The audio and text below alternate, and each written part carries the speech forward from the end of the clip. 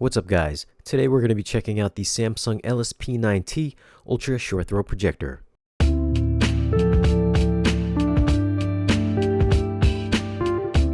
Inside the box we get a setup guide, some documentation, the remote control,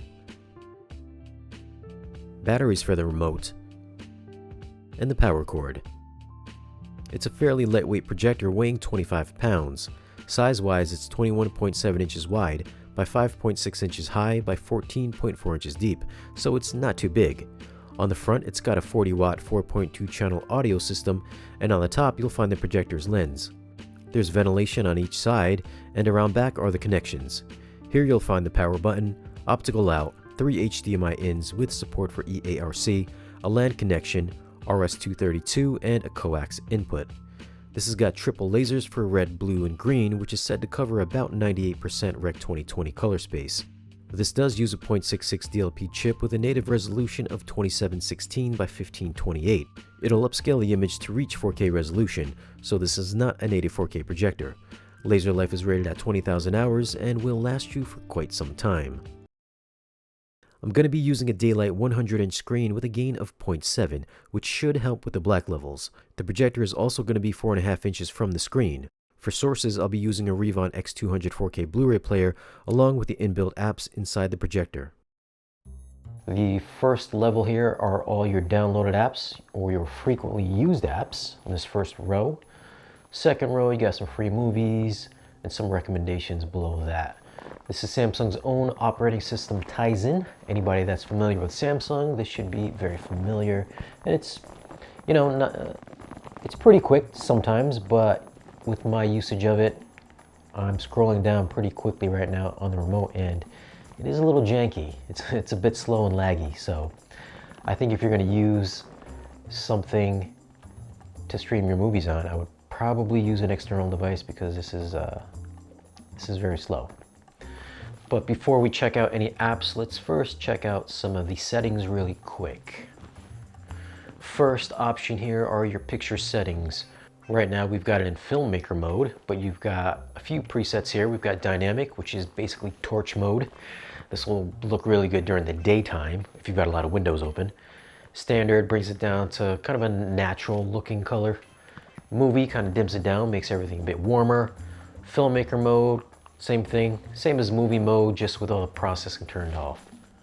Next option are your picture size settings. We've got standard or custom.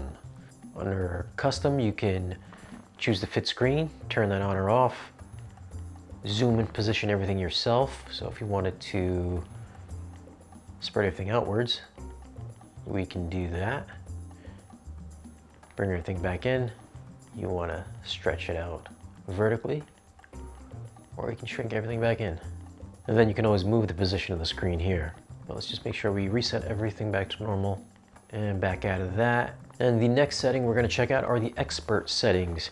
Here you've got all your picture controls, your basic picture controls. You've got contrast, sharpness, color, tint. Apply picture setting to current source or all sources.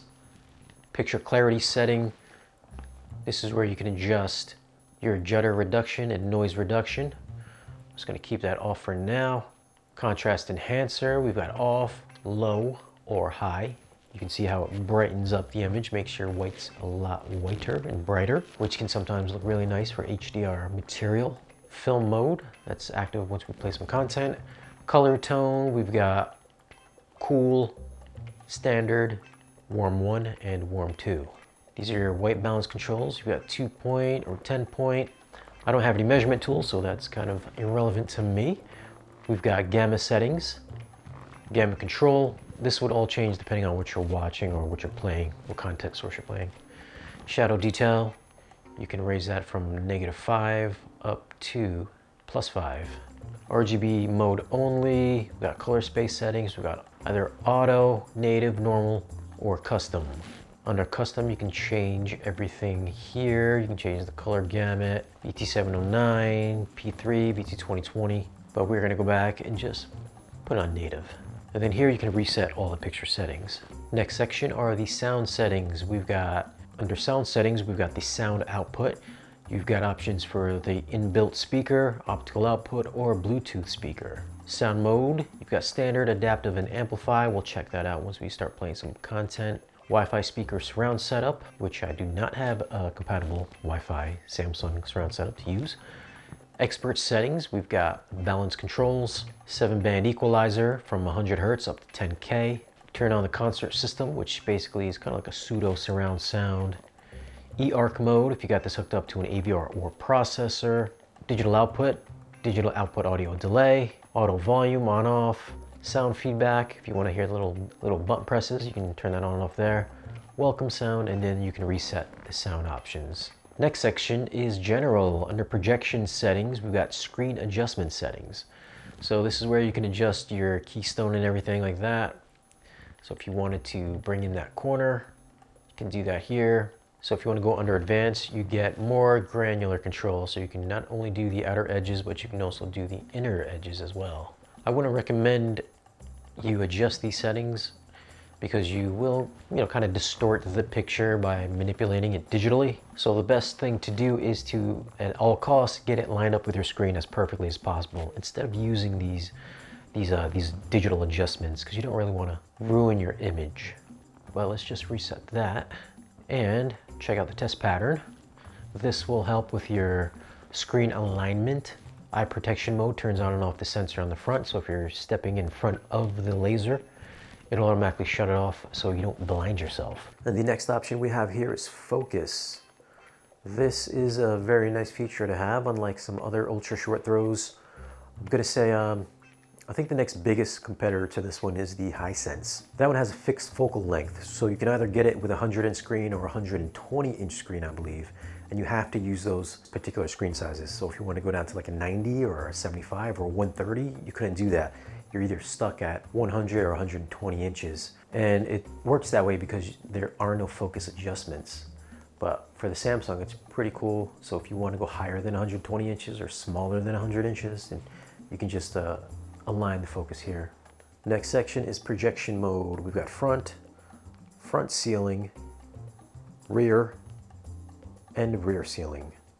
So if you do want to mount this on your ceiling, you could mount it on your ceiling as well. We've got high altitude mode on and off if you want to ramp up the fan because you're at high altitudes. It'll cool down the projector more, keep it cool. Screen fit. This, if you can see the little green border on the outside, this helps you get the projector aligned within your screen so you don't have to go into the whole test pattern area here. So that's pretty cool. And it shows you how you can adjust it. You can tilt the corners in and out. You can adjust it by using the feet, moving it forward, or move it closer to the screen as well. So just a little kind of a written tutorial there. So that's a pretty nice touch. Next option is the rollable screen connection. Next option is your voice assistant, network settings, system manager, which you have things such as time, language, device settings, Samsung account, usage mode, external device manager, which is your HDMI CEC controls, game mode on off, input signal plus, which will trigger the input if you plug a new device into it, HDMI black level, input device manager, shows you your Bluetooth device list, attached keyboards and mouse settings, device connect manager, so once you connect your smartphone or tablet, this will give you a little notification pop-up. Next is AirPlay settings, so this will connect to your iPad or iPhone. So if you want to stream video from your iPad or iPhone, you want to show some family photos, you can do that from here. Next is Eco Solution for auto power on off, accessibility, smart features. Smart features will let you auto run the smart hub once you turn it on, once you turn the projector on, and then auto run last app automatically runs the last app that you use once you power on the projector. And then here you can reset everything. Then we've got support and terms of condition. Since this is a 4K HDR projector, let's check out a few of the more popular apps and see if they do support 4K with HDR. First up being YouTube. So if we just tap the center button, go under More, and you can see here that it does support a max resolution of 2160 and does support HDR as well. You can also see if it supports HDR by tapping the Home button, going over to Settings, and you can see right here that it does say HDR. Next app we're going to check out is Disney Plus. And as you can see, it does say 4K Ultra HD and HDR10 with 5.1. Just a quick little peek here. And it does say HDR, so that looks good, like it works properly. This is a dark scene, so it's not the most colorful. But let's check out Prime Video next. So this is a pretty popular movie. This is the Tomorrow War. Decent enough movie, decent action movie. It says UHD with HDR. And the big thing with this is that, indeed, this projector does support HDR10+, which I think is the first projector on the market to support HDR10+, besides Samsung's own TVs. And a quick check under the settings here does indeed show HDR10+. And let's check out another app, which is Vudu. Within the Vudu app, it does say 4K HDR and Dolby Atmos. And you can see right here on the bottom lower bar, the info bar, does say UHD. If you want it, you can play back in SD or HDX. And in the upper right corner, it does say UHD and Atmos. And then last but not least, we'll just check out maybe the most popular app is going to be Netflix. We'll just pop in Army of the Dead, and it says 4K HDR 5.1. And yes, 4K HDR is working properly within the Netflix app as well. Even though this is a soft focus shot, it's a pretty sharp projector. So let's go back to the home screen and check out some of the picture settings. We're going to jump into the Blu-ray player, which is the Revon 4K Blu-ray player, the X200. This is a really good scene to test out the different picture modes. You can see overall it's a really bright picture. There's the sun coming from the left side. Lots of shades of oranges, grays, a little bit of reds, yellows up in the skyline as well. Some light cascading off of her hair. And you can see in dynamic mode that everything is really washed out. A lot of the highlights are clipped. But if we take it down a notch, go to standard, everything starts looking a little bit more natural. You can see better gradations in the skyline, more definition over there on the left side of the sun.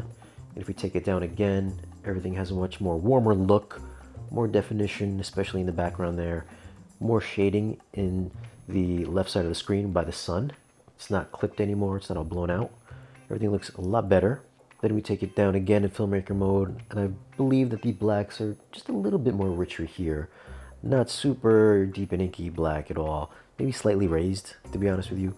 But I think between the movie mode and filmmaker mode, really helps to keep everything from being clipped and blown out. Of course, this is a DLP projector. You can see that the black bars on the top and on the bottom, the letterbox, still raised. They're not like OLED black, so they're not super deep, dark, and black. Doesn't matter what picture mode you put it in, they're just always slightly on the grayer side rather than black. I'm also using this on a negative gain screen, so I think it's like a 0.7. So it's a gray screen, which will help with the black levels. And unfortunately, again, just the DLP black levels, even with a negative gain screen, it's not really doing that much to help with the shadow detail and the black levels. And I would also assume that it's probably even worse with a brighter gain screen, like a white gain, like 1.0, or even a screen that's on the positive side as well. Of course, if you want to give the picture a little bit more pop, you can turn on the contrast enhancer. If you put it on low, it doesn't affect the picture too much, but it does brighten the image just a smidge. And then if you put it on high, it's almost 3 times as bright, but then you do miss out some of the gradations in the background of the sky there. And it does tend to wash out a little bit. But overall though, if you do want to turn this on, like I said, there's a big difference between off and high as far as like HDR punch and vividness. This is the Spears & Munsel's UHD HDR benchmark disc, which you can pick up at Value Electronics if you wanted to test out your display. But one thing I found interesting when I was at the television shootout, or the UST shootout, was the black levels on not only the Samsung, but the LG and the Hisense. And I thought while I was there, the LG was clearly the best looking one for black levels, Samsung being the second, and the Hisense had basically no black levels whatsoever.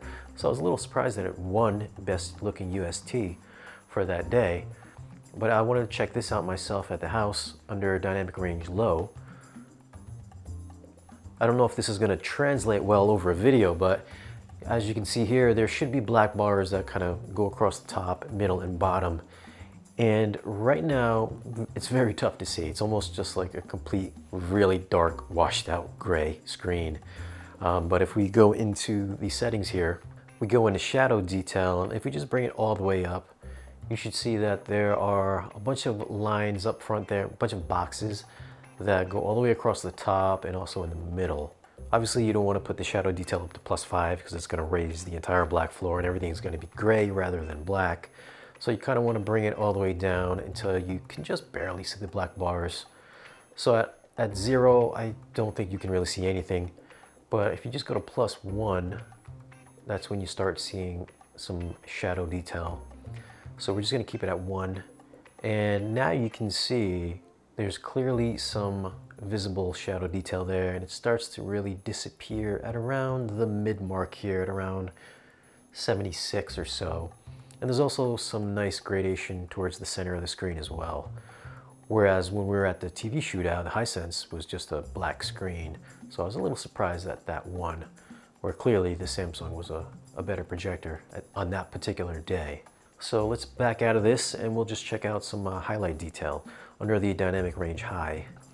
Now if you look all the way from the left all the way to the right, you can see that there's boxes that go from 675 all the way up to 722, and the boxes start getting clipped at around 719.